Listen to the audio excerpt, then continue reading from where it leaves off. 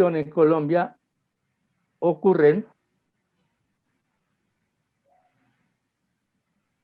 el 40.5% de las pérdidas, o sea, 3.95 millones, 3,95 millones de toneladas. En acondicionamiento y almacenamiento, el 19.8, que son 1.93 millones. Y en procesamiento industrial se pierde el 3.5, o sea, 342.000 toneladas. Cantidad que sería suficiente para alimentar cerca de 8 millones de personas al año. En Colombia hay algunos antecedentes muy recientes, por ejemplo, la Ley 301 del 2018, que creó la política contra pérdidas y desperdicios de alimentos, que tiene como meta final la reducción siquiera en un 50% de esas pérdidas. Igualmente, hubo un evento importante entre el 10 y el 11 de octubre de 2018 en Bogotá, la primera cumbre latinoamericana de pérdidas y desperdicio de alimentos. En esta reunión participaron representantes de Argentina, Colombia, Brasil, Costa Rica, México, Uruguay y representantes de instituciones como Planeación Nacional, BID, FAO y la empresa privada. Pues no nombraría ninguno, pero sí hubo representación de la empresa privada. Aquí destaco que se hace muy importante evaluar y conocer los avances y los resultados que hasta el momento ha habido en esta primera reunión. En ello estamos empeñados tanto en la Asia como en FIACOL, a nivel de nosotros los ingenieros agrónomos. Luis Carlos lo sabe, ha venido interactuando mucho en muchas instancias. Las pérdidas de alimentos pues, han repercutido en la sostenibilidad de los sistemas y de las cadenas agroalimentarias y afectan, desde luego, el uso eficiente de los recursos naturales. Aquí considero se requiere avanzar en el logro de sistemas de agroalimentarios sostenibles, con procesos muy eficientes y con participación multisectorial que generen resultados tangibles y equitativos para la población beneficiada. Igualmente aquí, nosotros los ingenieros agrónomos y otros gremios también de profesionales del sector vienen aportando sus conocimientos y su experiencia. Ya en el campo de la prevención y reducción de pérdidas de granos básicos, maíz, trigo, arroz, cebada y frijol especialmente, a partir de la suscripción de los TLC, comienzo de los años 90, desaparecieron los esfuerzos interinstitucionales muy importantes que se venían realizando en tal sentido. Recuerdo que también el IDEMA dejó de existir y eso ya pues hace bastantes años. Lamentablemente, toda la infraestructura que había se regaló o se perdió. Las pérdidas a nivel de zonas de producción y acopio siguen siendo muy significativas y es muy preocupante, porque se estiman más o menos entre el 10 y el 15% dependiendo las zonas de producción y las especies producidas.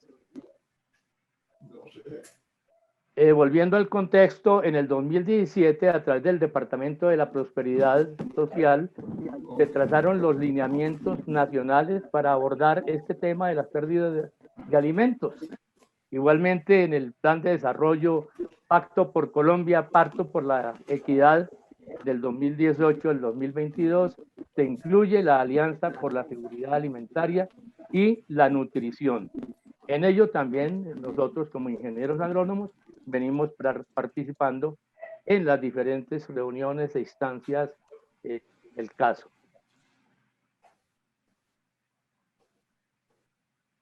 Recuerdo mucho que en el 2018 la FAO presentó los resultados de evaluación de la cuantificación de pérdidas en la cadena de tomate. Recordarán ustedes en Garagoa, Boyacá. A partir de experiencia y otras experiencias en Colombia, se pudo establecer que hay una falta de planificación de la producción rural, que hay una inadecuada selección de ambientes agroecológicos para el establecimiento de los proyectos. Y desde luego, siguen persistiendo las dificultades en el acceso a los medios de producción por parte de los agricultores.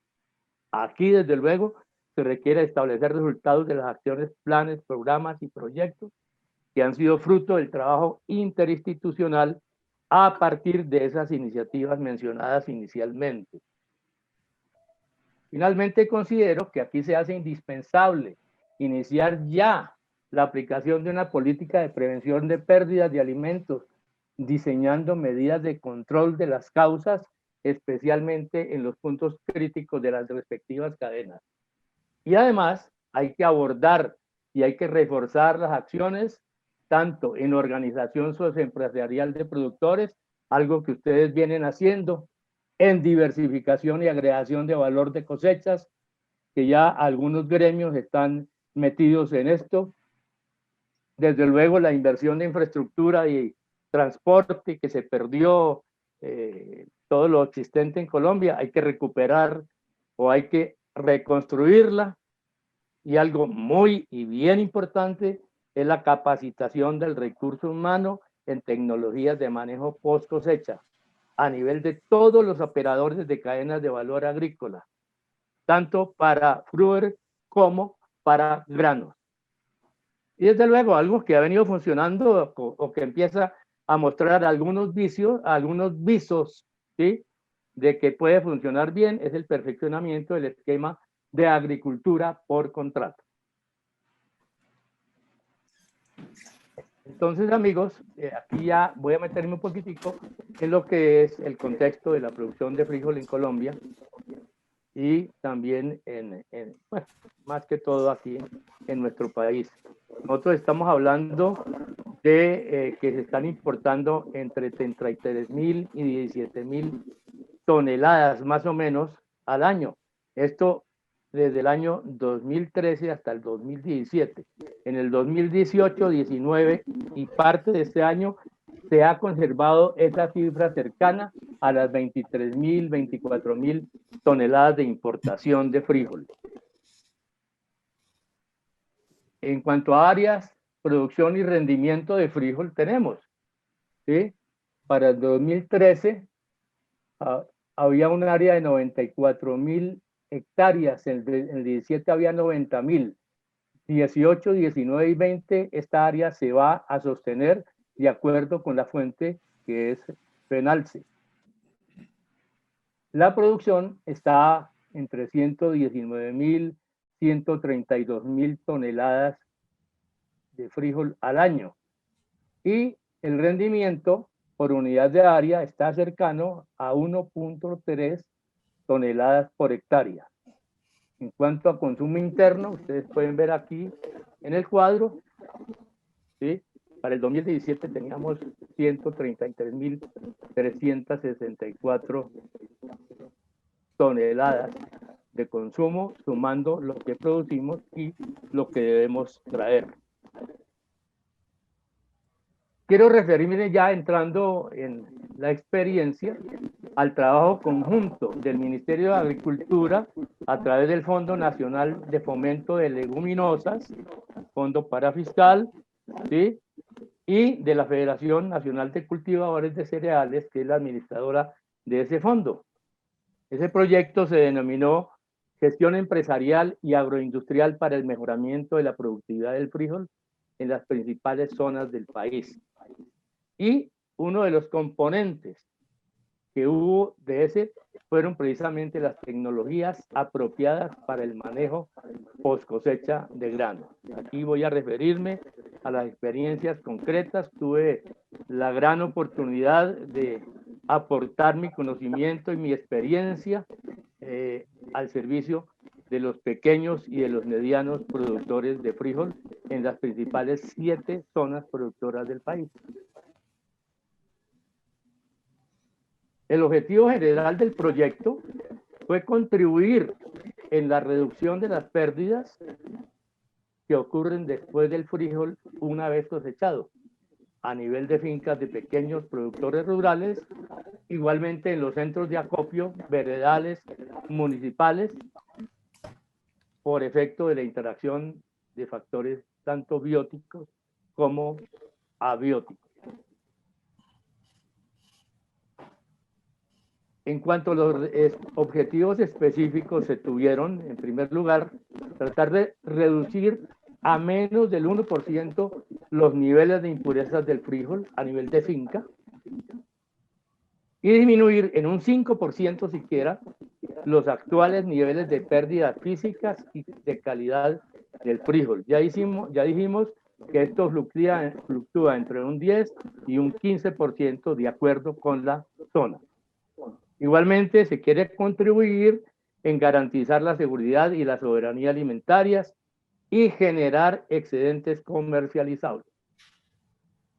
Igualmente, algo importante que se viene empezando a gestar es el valor agregado que debe darse a las cosechas, incrementando así en esta forma los ingresos de los productores, porque parte del margen de comercialización quedaría en sus manos. E igualmente, hay que capacitar a la población objetivo en tecnologías apropiadas y sencillas de post cosecha. ¿Cuál es el problema? Todos lo sabemos quienes estamos en esta reunión. Después de que un cereal alcanza, o una leguminosa alcanza su madurez fisiológica, que para la mayoría de especies está cerca al 37% de humedad en base húmeda, comienza un proceso de degradación natural de la materia que es irreversible y por ello ocurren estas pérdidas calculadas para frijol entre un 5 y un 10%. Sin embargo, hay zonas del país en donde lastimosamente vemos pérdidas hasta del 50% y he visto pérdidas de más del 60%. Es triste verlo, pero es una realidad. En resumen, el proyecto de gestión empresarial y agroindustrial para el mejoramiento de la productividad de frijol en las 7 zonas principales de Colombia, que son Huila, Tolima, Boyacá, Nariño, Cundinamarca, Antioquia, ¿sí? La zona del Putumayo empieza a ser importante, y algo la zona de Bolívar y el norte de Santander.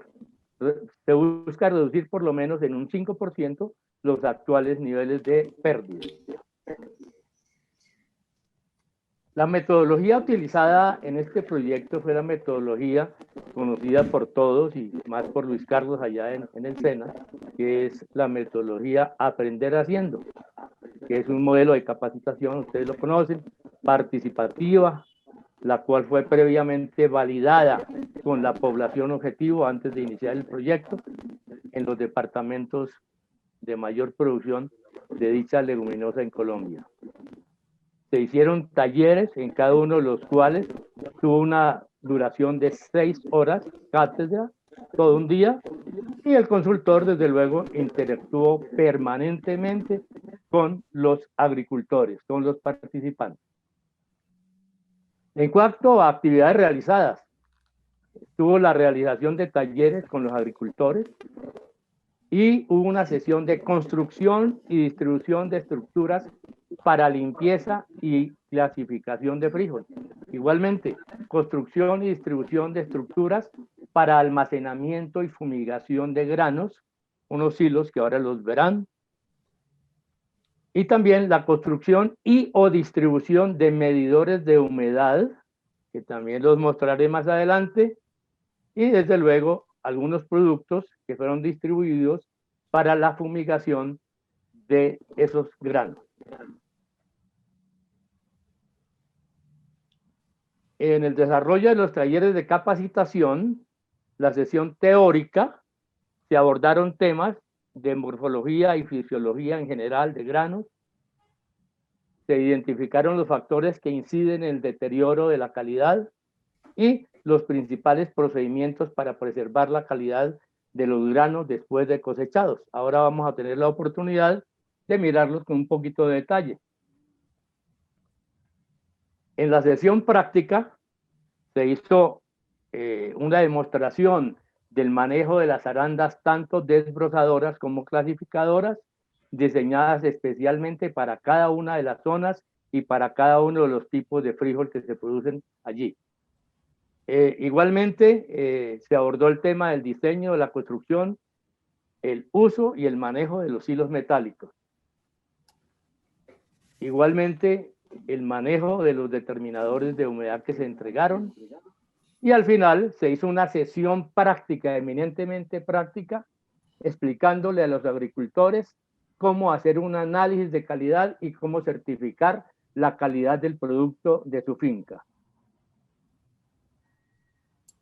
Dentro de los logros grandes del proyecto, como decía, entre 2012 y 2018 se alcanzaron la realización de 98 talleres teórico-prácticos en los 7 departamentos que les hablé, más grandes en producción, la capacitación de aproximadamente 4.410 agricultores con un promedio de 45 participantes por taller, pertenecientes a 65 organizaciones, bien fueran asociaciones, cooperativas, corporaciones, junta de acción comunal, etcétera, del nivel municipal o del nivel veredal. Y se entregaron 98 determinadores de humedad para poder monitorear desde la finca la evolución de la humedad. Estos aparatos fueron muy sencillos, por destilación, todos conocemos ese método de la destilación, y también algunos aparatos digitales muy sencillos también. Se entregaron 392 zarandas desbrozadoras e igual número de zarandas clasificadoras. Se entregaron igualmente 98 unidades de producto para control de insectos, de plagas de granos almacenados. Se entregaron 392 silos herméticos para almacenamiento y fumigación, con una capacidad de 200 kilos cada uno, y se nos suministraron 98 determinadores de humedad. Aquí empiezo a mostrar algunas diapositivas, algunas fotos del trabajo directo que se hizo con los productores. Allí están dos señores, después de haber sido adiestrados, empezando a mirar el efecto del trabajo de una zaranda para clasificar el frijol de sus fincas y las fincas de la región. Aquí estoy con un grupo de agricultores de San Agustín, Huila, la zona alta de San Agustín, una zona que produce muy buen frijol bola roja y cargamanto rojo. Aquí estamos en la zona alta, una zona que se llama Dantas, en la zona cercana a Ibagué. Igualmente aquí estamos en otra región del Tolima, haciendo la demostración del trabajo de las arandas que les fueron entregadas a los agricultores, que les fueron donadas.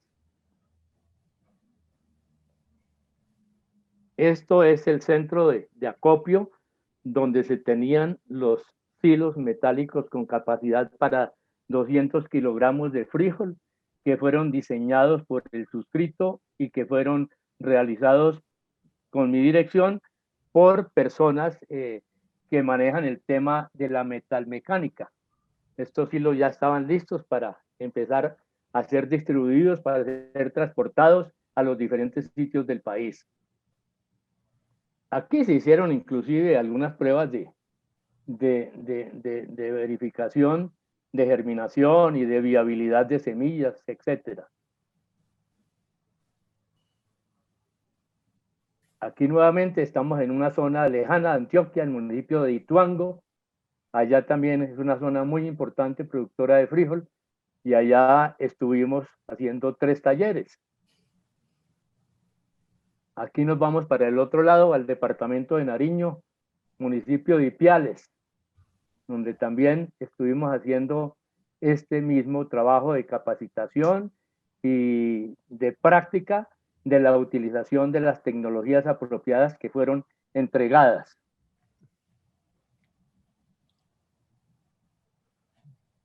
Igualmente, en algunas zonas se invitaron a algunos productores de insumos y de equipos para post cosecha, para que tuvieran la oportunidad de interactuar con los agricultores y los agricultores hacer el contacto directo con ellos para posibles proyectos regionales.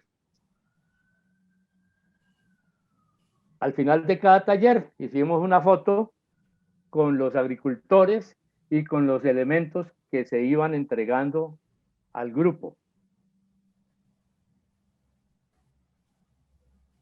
El contenido de los talleres, muy resumido, quiero mostrárselo a ustedes y me gustaría al final conocer su opinión sobre este trabajo, que es un trabajo hecho, como dije al comienzo, previa validación con los agricultores para que ellos ya conocieran en términos muy sencillos y muy apropiados con lenguaje de sus respectivas regiones, aprendieran a manejar dichas tecnologías apropiadas. Iniciábamos con decirles qué es la calidad de los granos y de las semillas, por qué es importante la calidad de los granos, ¿sí? Y les contábamos la importancia de las actividades de poscosecha que buscan desde luego homologar, estandarizar y minimizar las diferencias en cuanto a tamaño, forma, humedad, peso, color, impurezas, etcétera, mediante la utilización de esas tecnologías apropiadas. Indudablemente aquí se tuvo en cuenta partir con un enfoque integral, ¿sí? Desde el campo, en buenas prácticas agrícolas, pasando por buenas prácticas de manejo post cosecha y finalizando con buenas prácticas de manejo en procesos agroindustriales. Los objetivos, los recuerdo, eran minimizar las pérdidas de calidad de las materias primas, garantizar la inocuidad, preservar y mejorar la salud de los trabajadores y disminuir el impacto sobre el medio ambiente. Identificamos claramente con ellos los beneficios que trae la utilización de las buenas prácticas de manejo post cosecha, entre ellas articular e integrar los procesos de producción agroindustrial, facilitar la homologación de calidad y diferenciación de los granos, es decir, la normalización, que en Colombia con la desaparición del IDEMA se acabó. Hoy no sabemos de qué estamos hablando entre compradores y vendedores. Eso va a ser muy importante, retomar las normas de calidad y saber realmente de qué estamos hablando cuando hablamos de un factor de calidad o de un grado de calidad de un grano o de cualquier producto agrícola. Esto va a repercutir y va a facilitar ingreso a los mercados exigentes de otras latitudes. Nos va a permitir reducir los costos de insumos y de servicios y garantizar menores pérdidas de calidad y desde luego menores porcentajes de rechazo de granos en las grandes superficies y en otras partes donde se comercializan los productos. Le decíamos a los agricultores la morfología del grano de maíz, le explicábamos con toda la claridad cuál es cada uno de los componentes de un grano de maíz o de un grano de frijol, igualmente. Les decíamos cuál es la estructura de los granos, la cubierta protectora, el eje embrionario, el tejido de reserva. Le decíamos para qué sirve cada una de ellas. Decíamos que la estructura, la cubierta es la estructura externa que envuelve los granos y las semillas, que une las partes de ellas, que protege contra choques, contra abrasiones, contra golpes en general, que sirve para prevenir la entrada de microorganismos, regular la velocidad de rehidratación en la tierra, regular asimismo el intercambio gaseoso y, desde luego, ejercer el control de la dormancia, que es algo muy importante. Ellos nos explican por qué un grano inmediatamente cosechado lo llevan a sembrar y entonces no germina. Entonces, les explicábamos todo ese tema de la dormancia o latencia de semillas, que es muy importante. Igualmente les hacíamos ver que el eje embrionario es ejerce una función muy importante, tanto de reproducción, de crecimiento de los órganos como la raíz y el tallo, y que en general es una función vital para perpetuar las especies respectivas. En cuanto al tejido de reserva, les hacíamos énfasis en que es la fuente de energía y de sustancias orgánicas que tiene la planta durante la germinación de la semilla, y que también es de donde la gente echa mano para alimentarse del endospermo de esa semilla. Les mostrábamos la importancia que tiene el frijol dentro de la composición química, y mirábamos que después de la soya tiene el segundo lugar en cuanto a proteína, que tiene 22%, ¿sí? Mientras el maíz, mientras el arroz o mientras el sorgo tienen unas cantidades muchísimo más bajas, igual que el trigo. Lastimosamente hoy todos los productos y los derivados de los cereales son de productos importados y no de productos nacionales, porque ya prácticamente están extinguidos, pues haciendo la excepción del maíz. Les decíamos la importancia que tiene la respiración en la descomposición de los granos. Les decíamos que depende de la temperatura, de la humedad, de los microorganismos presentes en la masa de granos y desde luego de la composición del aire ambiente en el sitio donde se estén almacenando. Les decíamos que la humedad del grano es un factor fundamental, ¿sí? Que a mayor humedad hay mayor nivel de respiración, y les hacíamos notar que en Colombia, en general, el nivel respiratorio es discreto cuando los granos se llevan a una humedad entre el 11 y el 13%, que eso es lograble en algunas zonas, en otras pues muy difícilmente. Explicábamos igualmente lo que es el efecto universal de la temperatura. Les decíamos que cuando la temperatura es moderada, la respiración también lo es, después disminuye, pero si la temperatura es muy alta, pues se produce una aceleración muy rápida, ¿sí? Y a mayor de 40 grados centígrados hay destrucción de enzimas, cesa la respiración y se produce la descomposición y daño de la materia orgánica. Igualmente, les hacíamos ver la importancia de los microorganismos, especialmente los insectos, perdón, de los microorganismos, especialmente los hongos y las bacterias, y también de los insectos. Que un alto porcentaje del CO2 producido en las masas de grano se debe a los insectos. En granos húmedos, ¿sí? Por encima del 16%, pues son los hongos los principales responsables, y en granos secos son los insectos. Algo muy importante aquí fue hablar de las mermas o disminución de humedad, que es la disminución de peso, y que en últimas, en términos tangibles, se pierden 12 kilos por cada punto de disminución de humedad por tonelada. Esto ya empiezan a entenderlo los agricultores. Igualmente que esto tiene que ver con el calentamiento del grano. Y les decíamos que de aquí y de las fórmulas que vienen más adelante, sin entrar a detallar la fórmula ni esas cosas, ¿sí? De aquí es de donde los industriales construyen las llamadas tablas de doble descuento, en donde se hacen los descuentos por humedad y por impurezas, y se liquida finalmente el grano sobre una base determinada que se establece en la norma propia de cada empresa. Hasta aquí esa parte como de fisiología de granos, y luego entramos a decirle a la gente cuáles son los principales factores que afectan la calidad de los granos una vez recolectados.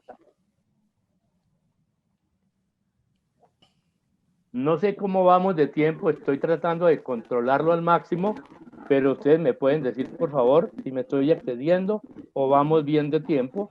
Nos queda un tercio más o menos de la presentación. Va bien. Va bien, ¿Vamos Álvaro. bien? Sí. Perfecto, perfecto.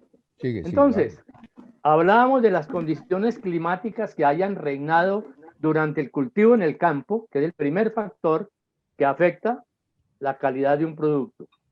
El grado de maduración con el cual se recolecte de la planta madre, el nivel de daño mecánico que haya sufrido el grano, el contenido de impurezas, el contenido de humedad, la temperatura, el efecto de los microorganismos, como dije ya, especialmente hongos y bacterias, los insectos de granos almacenados y desde luego los roedores, que es una plaga conocida a nivel universal por su efecto deleterio sobre los alimentos. Y entonces les decíamos, por ejemplo, que cuando hay una sequía en el periodo de acumulación de materia seca en el campo, pues lógicamente hay baneamiento y el producto se va a ver afectado desde un comienzo. Igualmente les decíamos que si después de la madurez fisiológica del grano, como ya dijimos, cerca del 37% de humedad en base húmeda, hay una época demasiado lluviosa o hay exceso de humedad, pues hay un rápido deterioro también.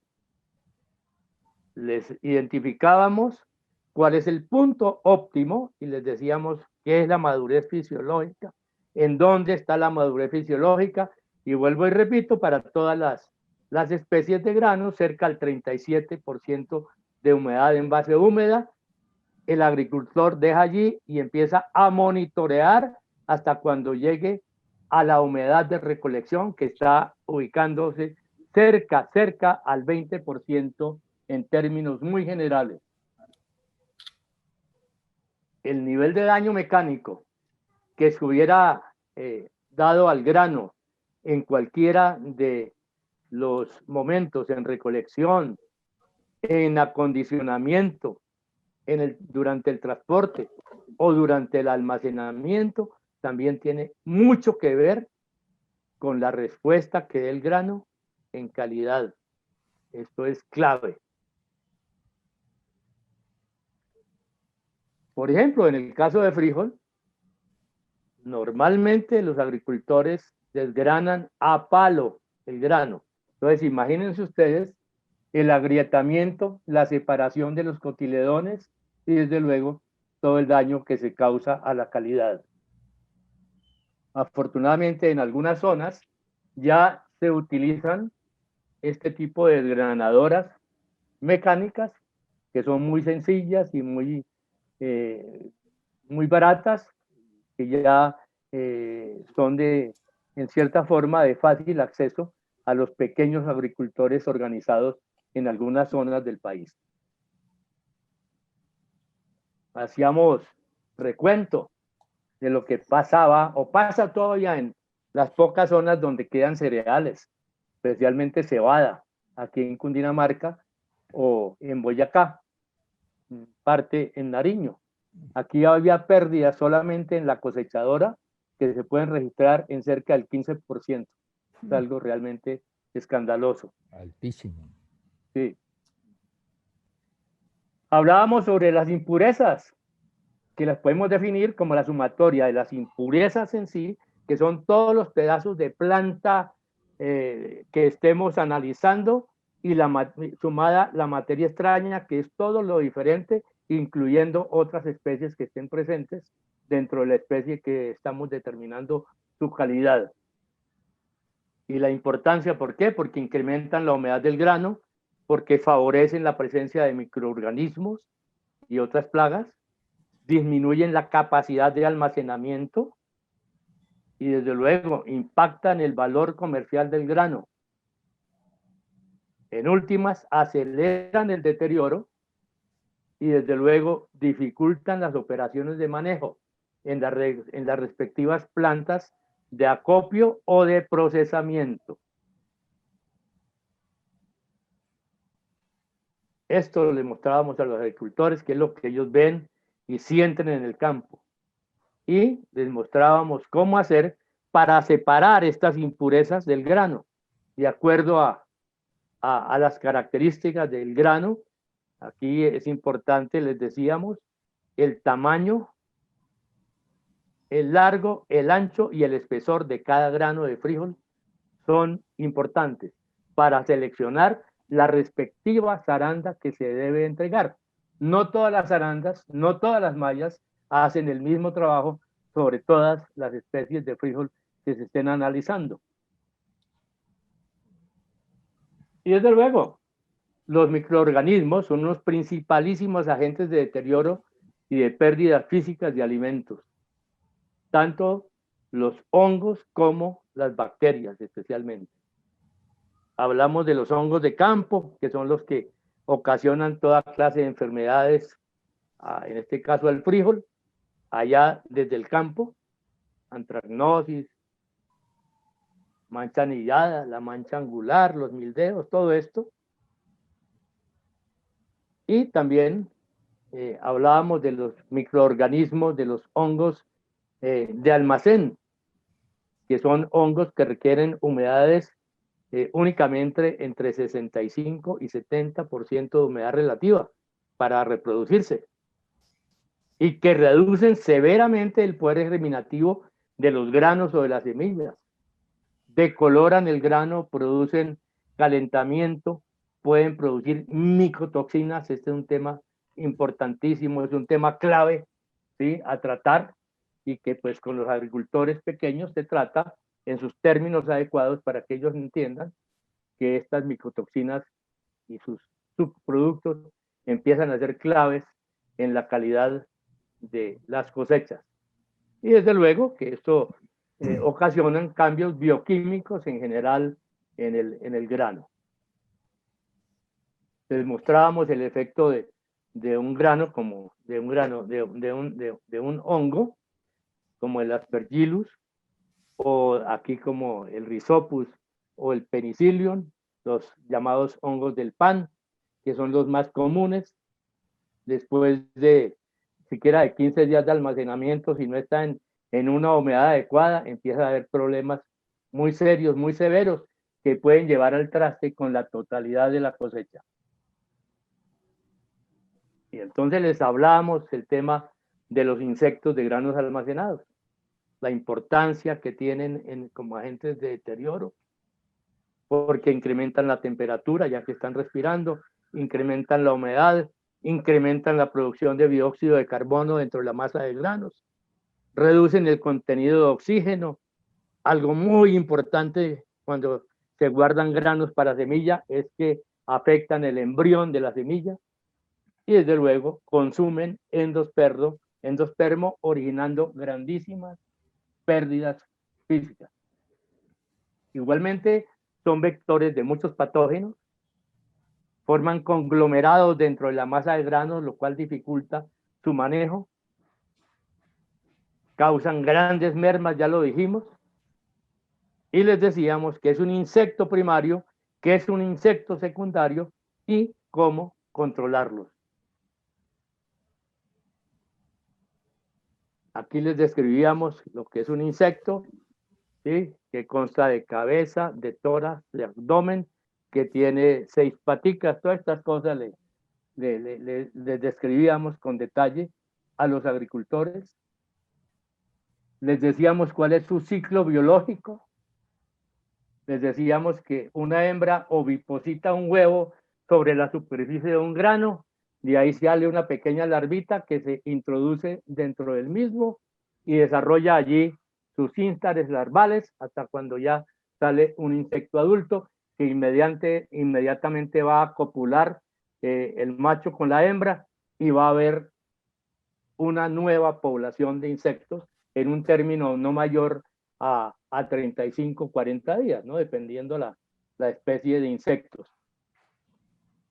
Les decíamos cuáles eran las principales especies de insectos que atacan los granos almacenados, tanto gorgojos como polillas de cereales, y también gorgojos específicos del frijol y otras plagas que las vamos a mirar muy rápidamente. Hablábamos de los gorgojos de los cereales, los llamados picudos, que los hay para la cebada, para el trigo, para el maíz, para el arroz específicamente. Su tamaño, su color, ¿sí?, su hábito de ser buenos voladores, todas estas cosas les íbamos explicando a los agricultores. La distribución, en la gran mayoría cosmopolita, lo encontramos en todas las especies de cereales. Les decíamos, la alimentación la hacen las larvas, tanto como los adultos, que son muy voraces, y desde luego la importancia económica que reviste un ataque de este tipo de insectos. Les hablábamos de la biología, ¿sí? de una citotroga, por ejemplo, que son las hembras oradan los granos, depositan sus huevecillos, que son muy diminutos, en unas perforaciones también muy diminutas. Ellos posteriormente cubren los huevos con una secreción y pasan inadvertidos. Las larvas son carentes de patas y se alimentan vorazmente, ya dijimos, del grano. Ellos, a su vez, ¿sí?, colocan entre 50 y 250 huevos. Y una especie como el Cytophilus oryzae y el Cytophilus siamais producen entre 300 y 400 huevos. Esto es realmente impactante. Se les decía que demora entre 4 y 6 semanas, dependiendo de la temperatura, para su desarrollo y que haya una nueva población de insectos.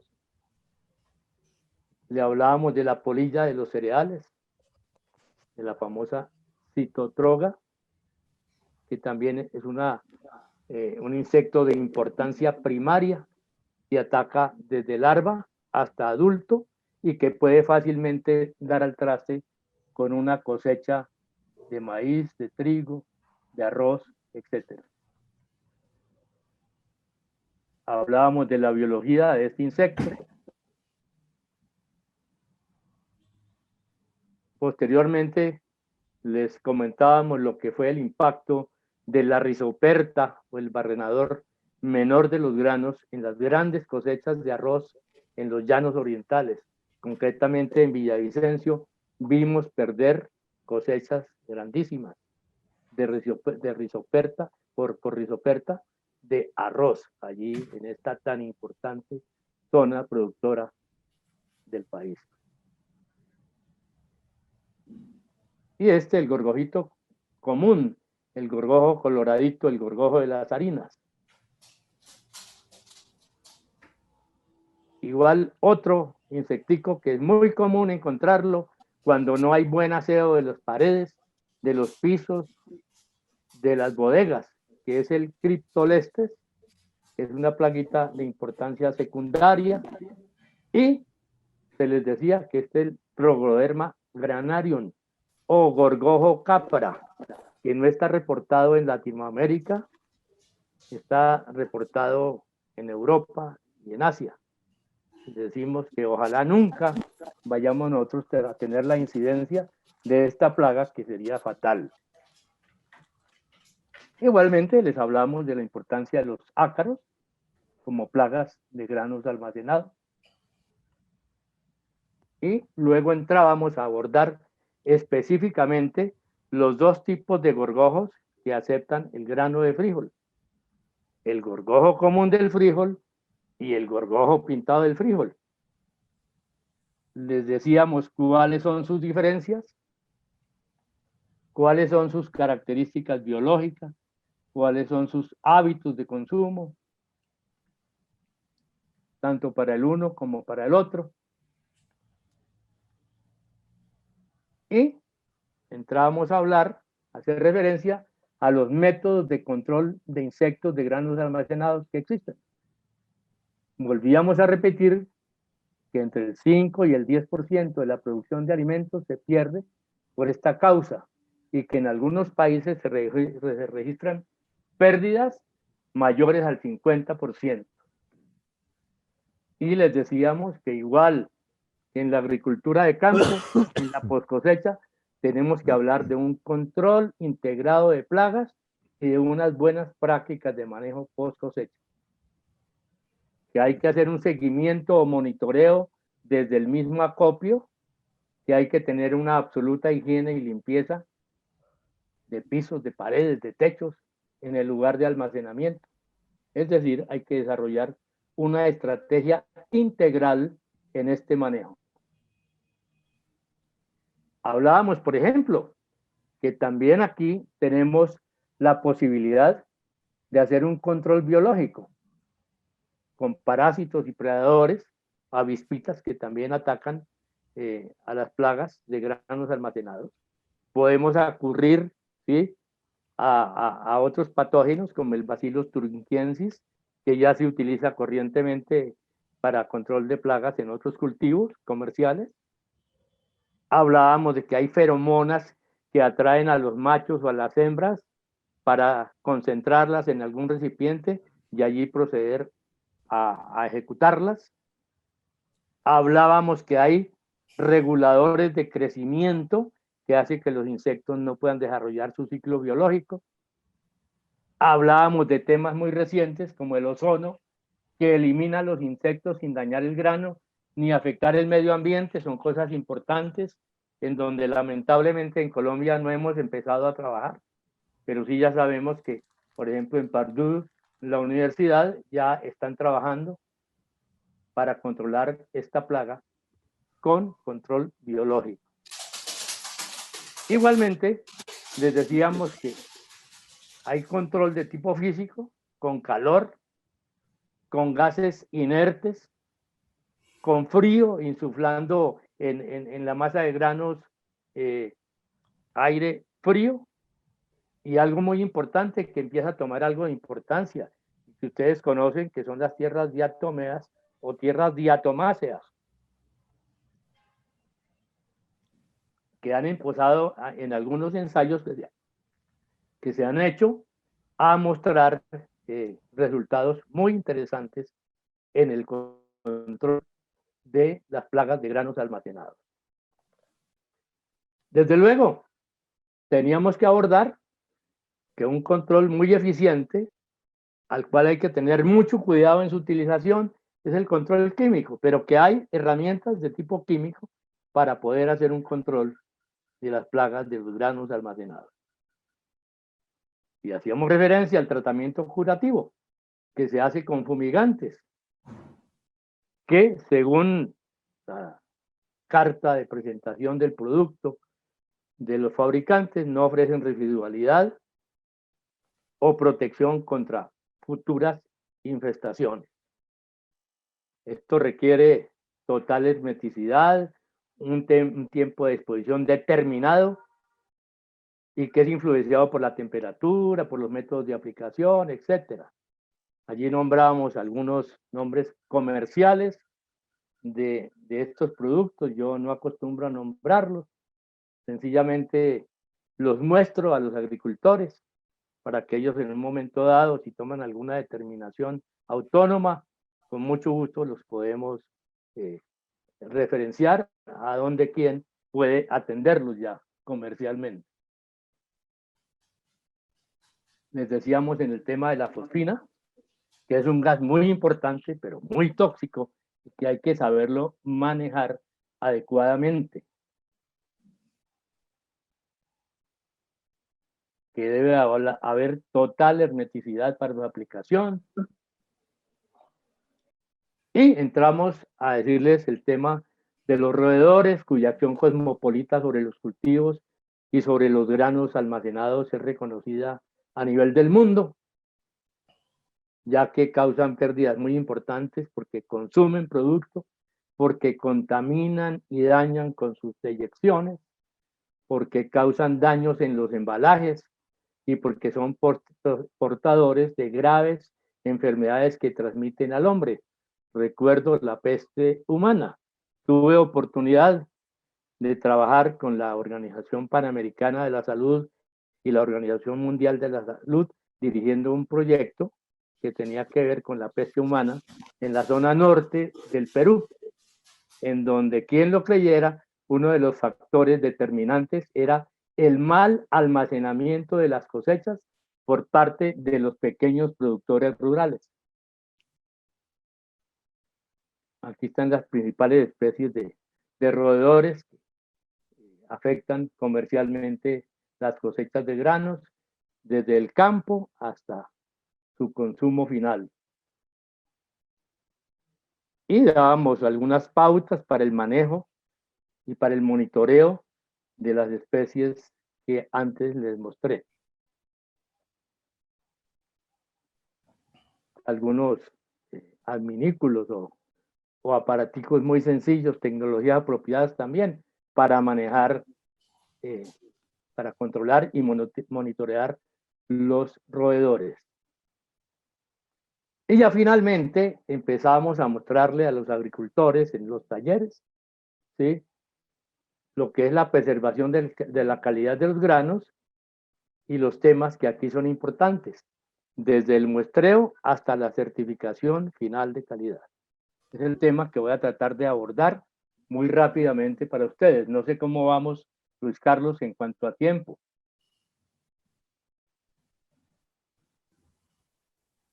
Luis Carlos. Aló. Álvaro, 5 minutos. 5 minutos. 5 minutos. Entonces tengo que correr, amigos. Tengo que correr. Entre Entonces 5 y 10. empezamos por el tema del muestreo, ¿sí?, su importancia del procedimiento, el momento en que hay que hacerlo, los equipos para muestreo, los niveles de inspección según el análisis que vamos a realizar y los diferentes protocolos de muestreo que existen, cosas elementales como meter una sonda en un bulto. Les decíamos, por ejemplo, que una sonda, si se mete como está en esta foto, es lo incorrecto, porque no tomo sino de las paredes de los bultos. Si le doy la vuelta y la meto con el canal hacia abajo, es muy diferente porque puedo atravesar el bulto, allá adentro sí la giro y puedo sacar muy bien una muestra representativa. Hablábamos de la limpieza y clasificación y de su importancia. Decíamos que se hace con base, ya dije, en el largo, en el ancho y en el espesor de cada grano para determinar cuál tipo de malla o de criba tenemos que utilizar. Aquí ven ustedes algunas de ellas. ¿Sí? Aquí ya mostramos algunas máquinas modernas, portátiles, que pueden ser utilizadas por los agricultores, organizados, que son desde luego tecnologías un poquito más avanzadas, pero que tenemos que entrarlas al país, que ya en algunas partes hay. Mostrábamos una zaranda trabajando allí, un agricultor con un profesional en Nariño, el tipo de zarandas que se entregaba de 50 centímetros de ancho por 1 metro de largo. Y hablábamos de la humedad de los granos y los métodos para determinarla desde este pequeño y sencillo aparatico diseñado por nosotros. Qué pena que me quedó horizontal, ¿sí? Esto es el llamado destilador de humedad, en donde podemos tomar con la misma certeza, con la misma aproximación que cualquier aparato digital muy caro. Mostrábamos las temperaturas que debe darse los productos al aceite que está mezclado con el grano para hacer la determinación. Mostramos un aparatico un poquito más avanzado, que es un aparatico GAM, que es muy barato, que ya está en el mercado.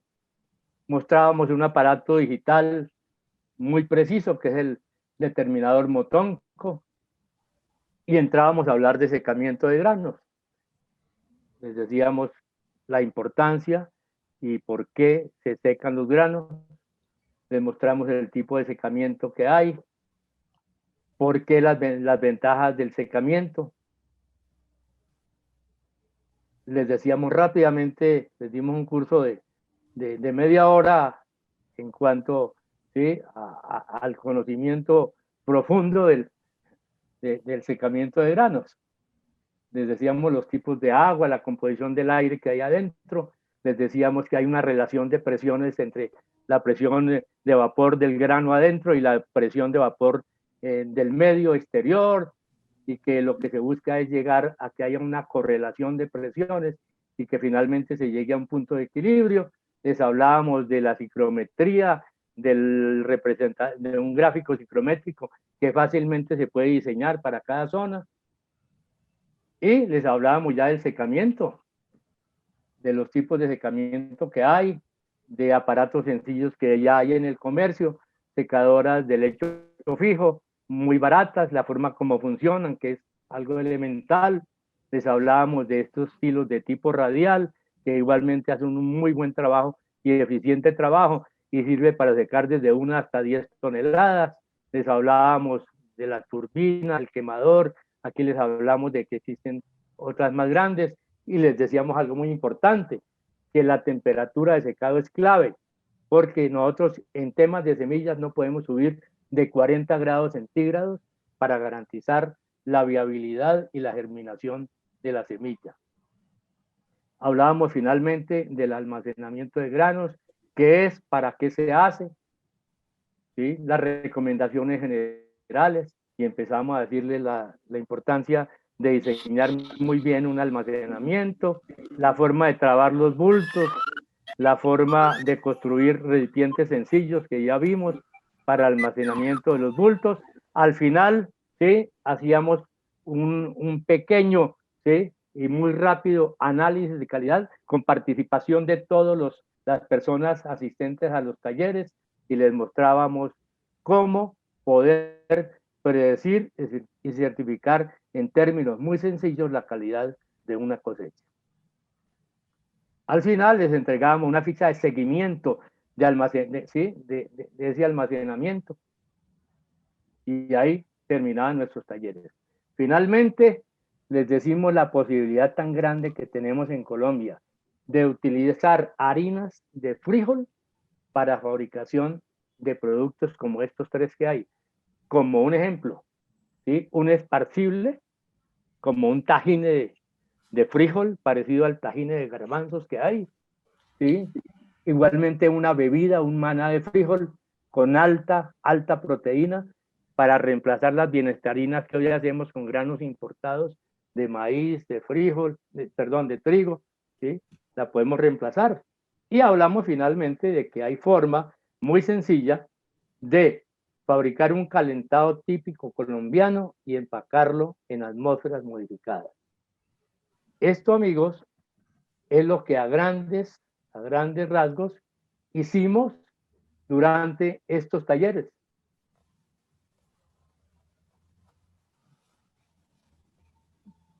Y dejo de Ingeniero compartir Álvaro, y estoy listo para seguir conversando con ustedes. perfecto. Ingeniero Álvaro, muchísimas gracias. Como siempre, usted muy lúcido, muy concreto, muy didáctico. Agradecemos mucho tu presentación. Quisiéramos saber si es posible disponer de tu presentación. Obviamente, pues le damos el manejo correspondiente, los créditos a ti como autor. Creo que nos ha hecho un compendio muy importante de los cereales, de algunas leguminosas y en particular del frijol, ¿no?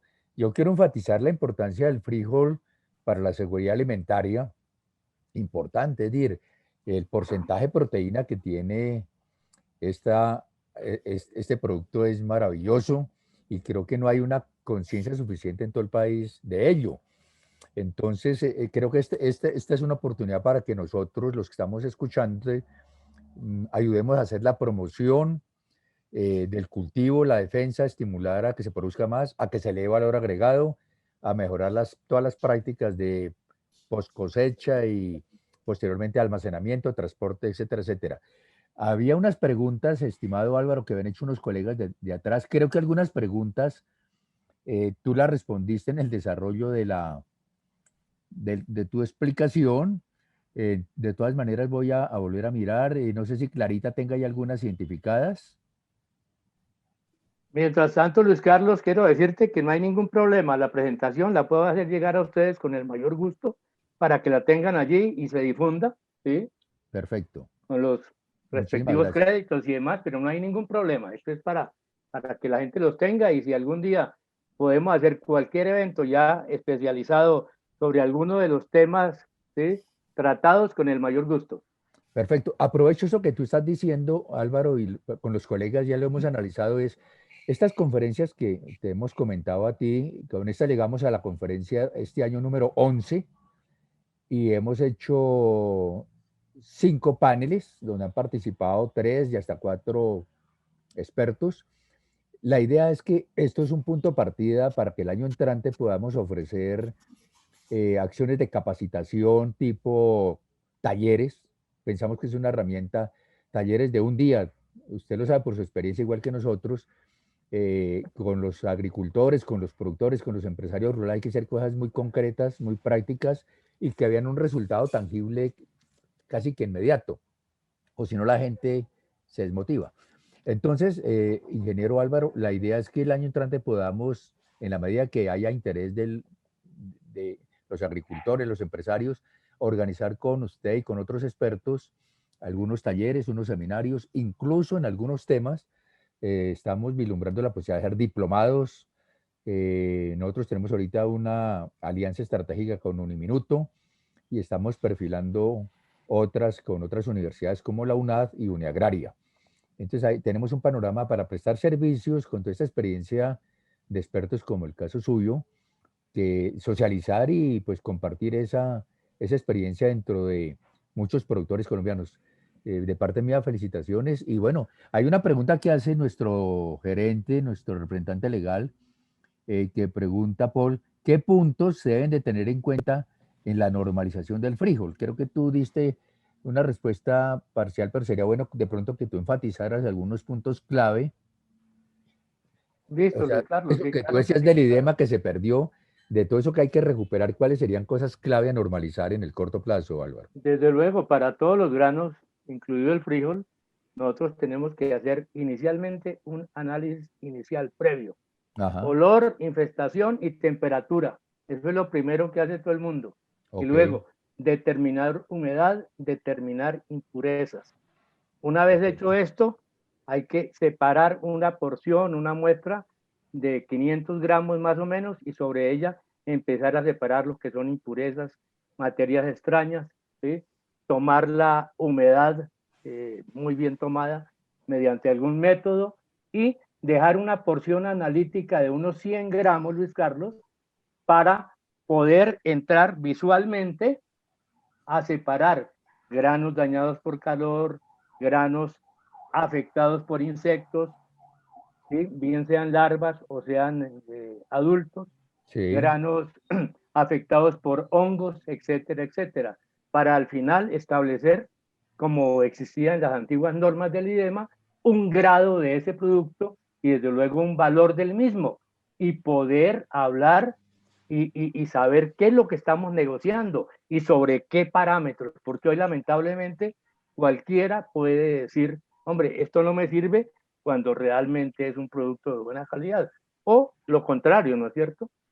Eso puede hacerse así muy, pero sí lo hay y técnicamente todavía tenemos normas escritas que están en Icontec sobre estos temas. Desde luego, hay que hacer una recopilación y divulgarlas, ponerlas al servicio, pero que también la empresa privada, las grandes superficies, los comercializadores, las centrales de abastos sepan muy bien de esto. Allá también hay fallas muy grandes de por almacenamiento, supuesto. entonces hasta allá también podría llegar la acción que tú pretendes, Luis Carlos, y que me parece muy buena.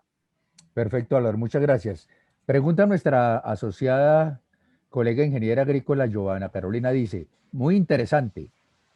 Respecto al proyecto de transformación, ¿qué tipo de conservantes emplean para productos como el calentado y el tahini? Ahí. Tahini, Tahini. tahini. Mire, esto lo haría o lo está haciendo una empresa que lleva más de 30 años en el mercado y que no utiliza ni siquiera colorantes artificiales, utiliza colorantes naturales y también utiliza preservantes que están dentro de las normas. Me consta porque es una empresa que conozco muy bien y por eso creo que pueden desarrollarse cosas muy, pero muy interesantes.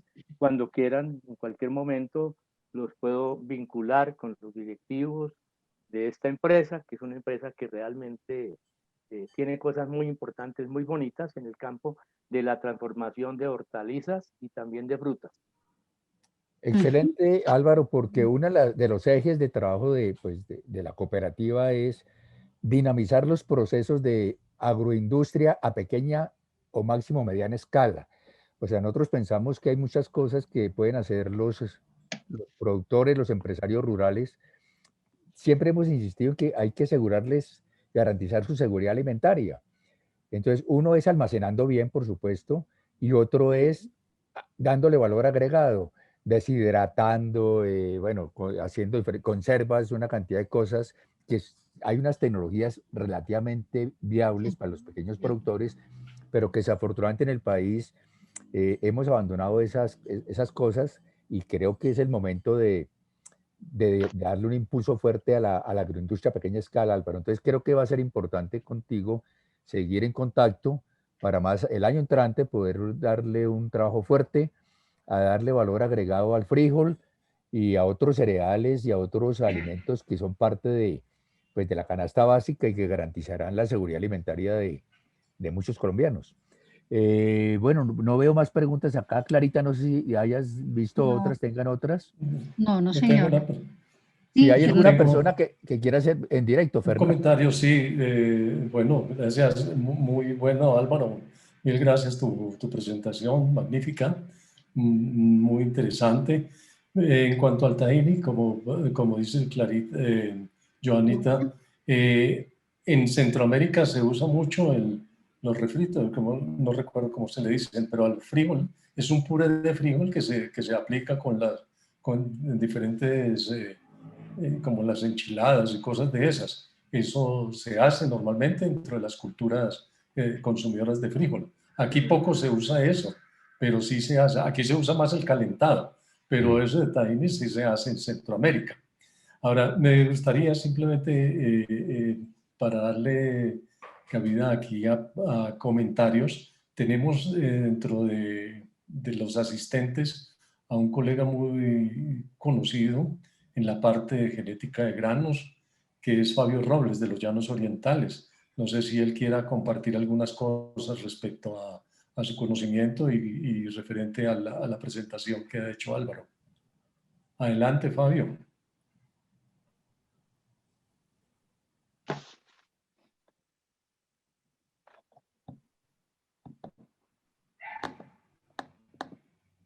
Fabio.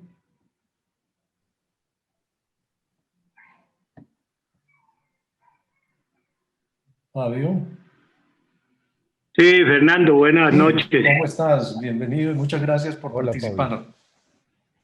No, comentaba que lo de Álvaro fue muy extraordinaria la presentación, la conferencia. Ojalá pudiéramos compartirla por escritos, por cualquier medio, que realmente hay mucho problema con el almacenamiento, sobre todo de granos, de todas las especies, especialmente aquellas especies que tienen alto contenido de proteína, como el frijol, como la soya.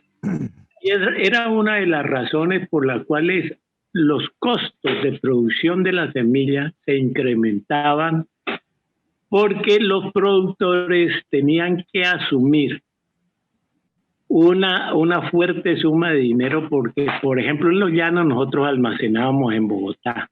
Tenemos que contratar almacenes de depósito y volver cuando se estaba ya iniciando la cosecha, porque desafortunadamente en todo el país pasa así. Las cosechas son estacionales, ¿sí? Entonces, lo que teníamos que jugar nosotros era que la semilla no nos perdiera demasiado vigor, ¿no? Que bajara un poco la germinación, porque siempre la pierde, ¿sí? Pero que estuviéramos por encima de los estándares que autorizan las normas internacionales de análisis de semilla, ¿no? Porque eso sí está establecido para todas las especies, cuáles son las técnicas, la cantidad de semilla que necesitan para hacer los respectivos análisis. No, importantísimo estos ciclos de conferencias, porque dejan una gran enseñanza y sobre todo dejan una gran vivencia de los factores que tenemos los agricultores en la parte de cereales para poder conservar las semillas, ¿no? Yo creo que el gobierno uno de los grandes limitantes que tiene para la producción de semilla para nivel de pequeño agricultor es que ningún agricultor puede sostener un secamiento. ¿Sí? Entonces, lo ideal sería fomentar que se pudiera manejar esas semillas de una forma muy técnica para que los agricultores la tuvieran disponible en el momento en que la necesitan para la siembra. Gracias, Fernando, muy amable. Gracias, Fabio, muy amable por tus comentarios.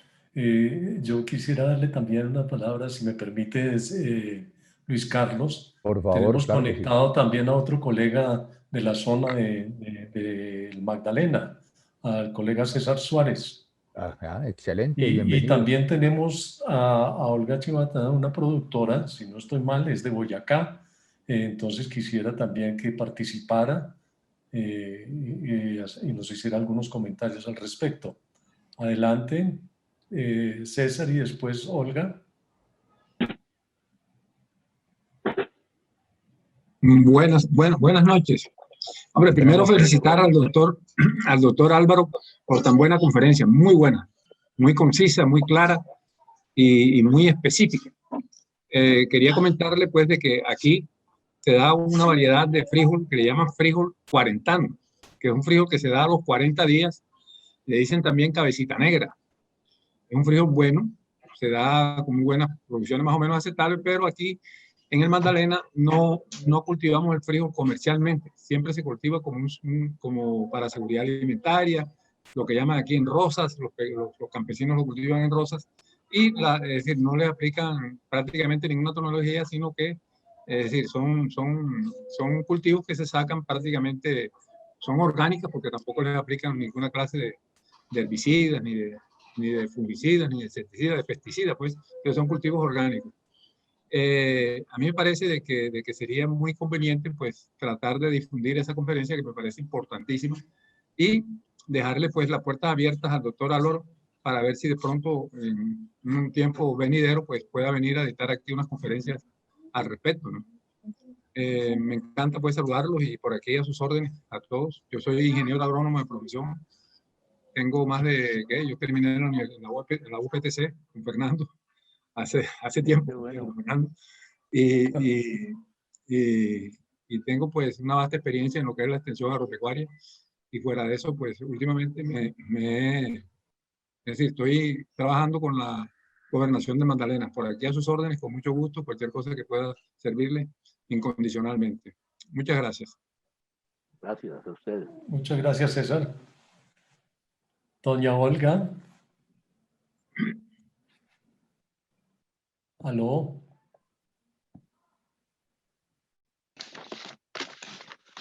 Doña Olga, ¿no se escucha? Parece que no tiene conectado el audio. Ajá. Pero también tenemos aquí conectada a otra persona de Santander, que es la doctora Yomaira, de la Secretaría de Planeación de nuestro querido municipio de Betulia, Santander. Doctora Yomaira, adelante. Muy buenas tardes a todos, o noches ya. Disculpe que hasta ahora me pueda conectar porque estaba en otra videoconferencia. Pues de mi parte le quería dar las gracias a ustedes por todo este ciclo de videoconferencias que hemos asistido durante el año. El municipio de Betulia de verdad que está altamente agradecido por ese ciclo de videoconferencias. Pues no es el tema mío, porque pues yo manejo el área de planeación, pero han habido temas que sí efectivamente me han servido tanto para mi trabajo como también para mi vida. De verdad que les doy las gracias a ustedes y pues sí me excuso en el día de hoy que no pude, hasta ahora puedo ingresar a la videoconferencia. Gracias. Muchas gracias, doctora Yomaira. Sí, lamentablemente no estuvo presente la Secretaría de Agricultura. Se le envió la invitación, pero seguramente tuvo inconvenientes. Pero muchas gracias por sus palabras. Sí, adelante, Carlos. Muy buenas tardes para todos los amigos de la cooperativa, al ingeniero Contreras, que tuve la oportunidad de verlo por allá en Fenalce en algunas oportunidades. Son dos temas. Por 1975 comenzamos con proyectos de comercialización de frijol en todo el país, en las zonas más productoras. Me acuerdo, Carmen de Iboral representaba cerca del 15% de la producción de frijol. El frijol cargamanto rojo, el frijol cargamanto blanco, los calima, bueno, todas esas variedades en el Huila. El punto es, se ha hecho gestión, tenemos alguna labor adelantada para la denominación de origen, para tener una certificación de algunas variedades como marca a nivel de mercados y de representación del frijol tan importante en la región andina para el mundo, o sea, certificación de origen, tenemos algo. Y el segundo tema es, encontramos, como trabajamos en la parte de comercialización, los intermediarios, específicamente los que compraban en la cabecera municipal, mezclaban los frijoles, o sea, eso había, por decir algo, primera, segunda, pequeña, partido, etcétera, y así salían al mercado, hacían unas mezclas muy especiales, ¿no? En eso, ¿ustedes qué encontraron en pues cosecha? Estoy hablando de hace mucho tiempo, ¿no? O sea, de los 75 a los 80. Doctor Carlos Rico, me agrada volverlo a ver.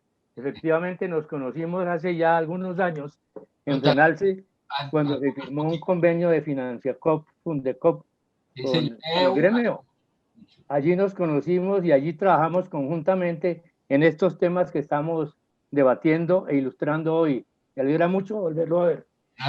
Carlos, mire, entiendo que en cuanto a certificación de origen, tiene mucho que ver con el trabajo que viene iniciando el ministerio a través de Agrosavia.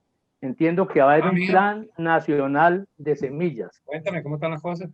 No conozco a profundidad cuál es ese plan nacional de semillas, pero creo que puede tener su importancia. Y aquí reviste Luis Carlos también mucha importancia el aporte que podemos hacer nosotros como ingenieros agrónomos y como otras profesiones del sector.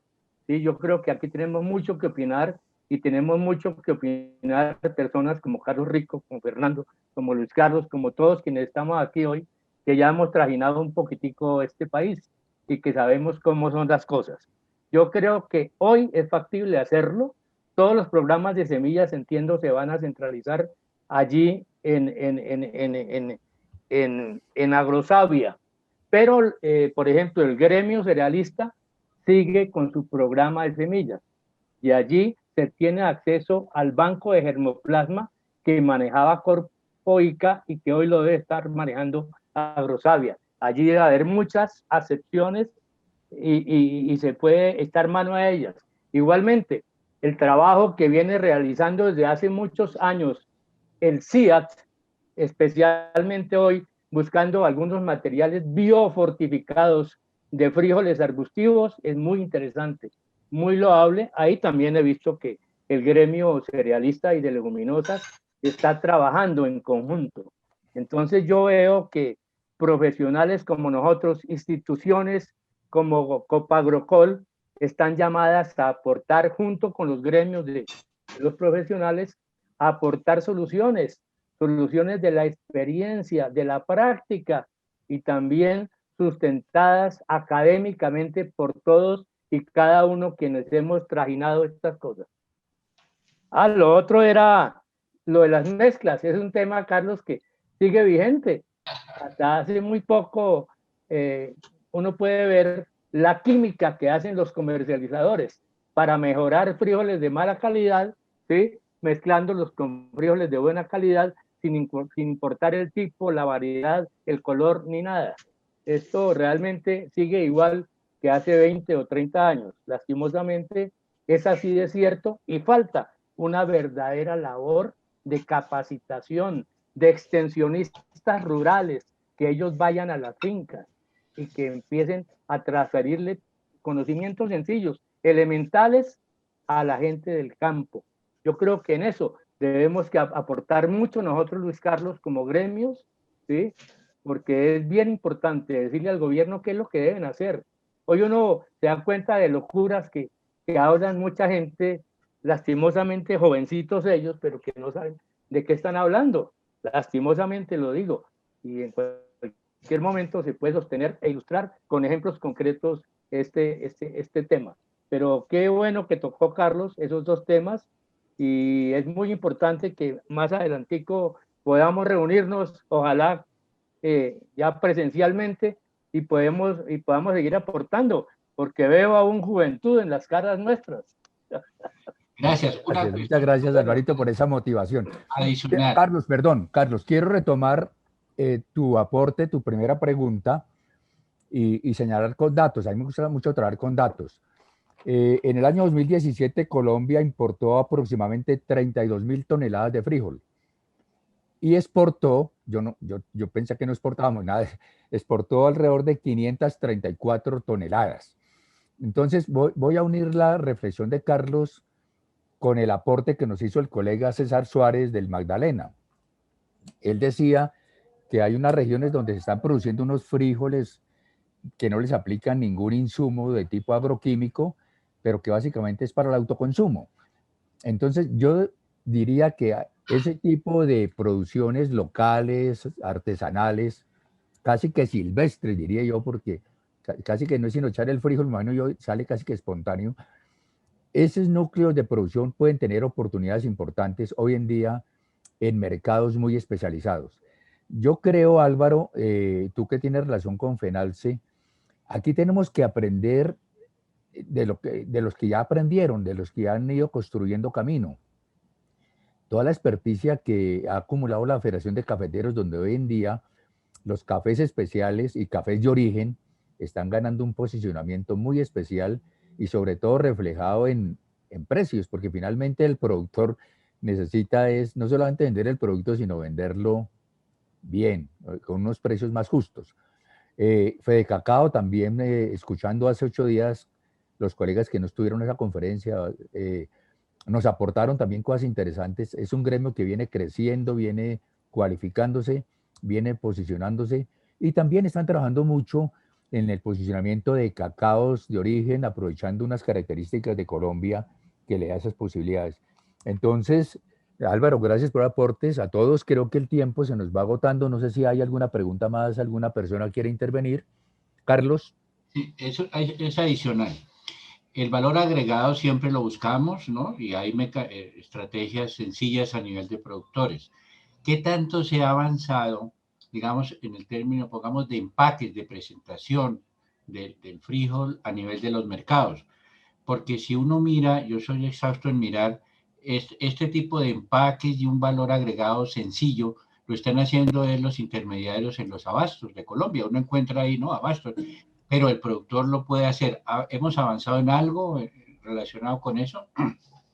No hemos avanzado, y es lastimoso decirlo, Carlos. Mire, en todos los sitios en donde hicimos los talleres, encontrábamos, por lo menos en el 20% de los sitios, máquinas empacadoras nuevecitas, modernas, superdimensionadas, que se están oxidando y que nunca le enseñaron, los vendedores le enseñaron a los agricultores, y creo que a la entidad que las compró y las donó, le enseñaron cómo se manejaba. Cosas tristes, lamentables. Esto es así de sencillo, pero uno puede, por ejemplo, en este tema del maná de frijol, se puede utilizar el grano aún sin clasificar, solamente sacándole los granos dañaditos, pero por tamaño no importa, porque eso vamos a hacer, es una molienda. Entonces, hay cosas muy interesantes de este proyecto, y me gustaría compartir con ustedes más adelante todo esto, porque sé que el tiempo nos está premiando ya. Correcto. Muy bien, colegas. ¿Alguna inquietud más? ¿Algún aporte? ¿Alguna pregunta? ¿Alguna contribución?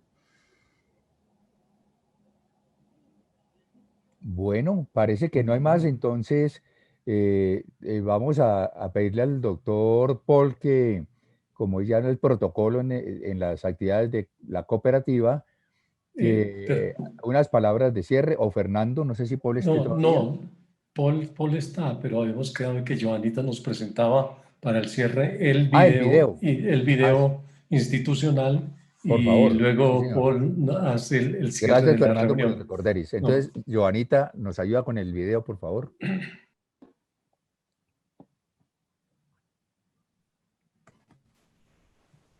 Claro que sí. Unos momentos, por favor.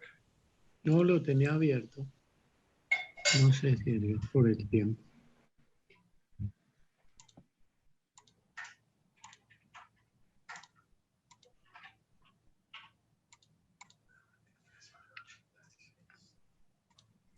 Bueno, mientras a los colegas, de hoy en 8 días terminamos nuestra actividad académica de este año con una conferencia sobre las perspectivas del agroecoturismo. Creo que es un tema interesante para todos, entonces están cordialmente invitados.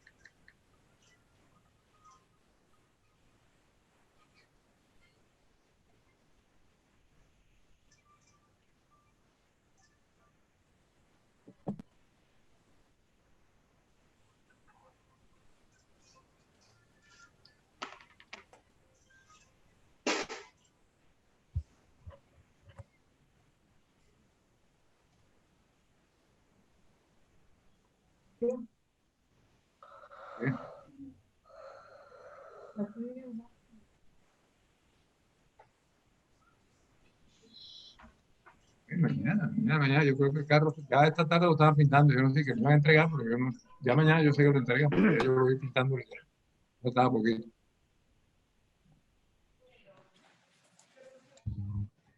Bueno, colegas, presentamos excusas por el audio. Antes de la presentación lo ensayamos y funcionó, y ahorita no, pero... ¿Lo escucharon? No, se escuchó. Tan raro, pero sí se escuchaba. Por Sí, eso... claro, lo escuchó. ¿Sí lo escucharon? Parcialmente, sí, sí. Bueno, excusas de todas maneras a los que no lo escucharon, porque siempre la tecnología a veces nos da duro. De todos modos, está sacando ahí, la trae para ver, yo quiero ir comprando, como ejemplo, los accesorios para el baño ese, tenerlos ahí y ya comprando cosas, ¿entienden? Pero no sé si... Bueno, César, creo que era otro tema. Sí, estaba hablando César, de otro tema. Sí, entonces, bueno, gracias, excusas por el video. Y doctor Paul, entonces, por favor, el cierre de esta actividad académica del día de hoy. Bueno, pues muchas gracias al ingeniero Álvaro Contreras, realmente muy interesante. Y la pregunta que nos queda es cómo logramos aplicar todo ese conocimiento en el campo que sería la mejoría. Y respecto a nuestra labor de cooperativa y buscando cómo logramos asociatividad y empresarización en el campo para poder llevar todos esos beneficios que sabe el ingeniero Contreras, y no solo en eso, sino en todos los otros productos. Yo creo que la asociatividad es un mundo que nos rige. Entonces quiero agradecerle muy amablemente a él, a los participantes, a Fernando, a Luis Carlos, a Joan, muchas gracias y bueno, buenas noches y nos veremos próximamente. Muchas gracias a todos. Clarita. Muchas gracias. Gracias, muy amables. De hoy en 8 a las 5, entonces todos invitados a la conferencia sobre las perspectivas del agroecoturismo. Agroecoturismo. Invitados todos. Feliz tarde para todos. Feliz noche, hasta luego. Feliz noche. Muy buena noche. Estén bien, chao, chao. Feliz noche para todos y nos vemos el próximo. Claro, igualmente, amigo, muchas gracias, César. La próxima conferencia. Chao. Gracias, hasta luego. Álvaro, muchas gracias. Que descanses. Álvaro, A que todos estés bien. ustedes, Muchas gracias. muchas gracias, feliz Ferna, noche. oye, Ferna, por ahí te mandé mi correo electrónico, a ver si me mandas copia de la conferencia. Ok, bueno, muchas gracias. Hasta luego. Ok, un abrazo para Gracias. todos. Gracias. Gracias, lo mismo.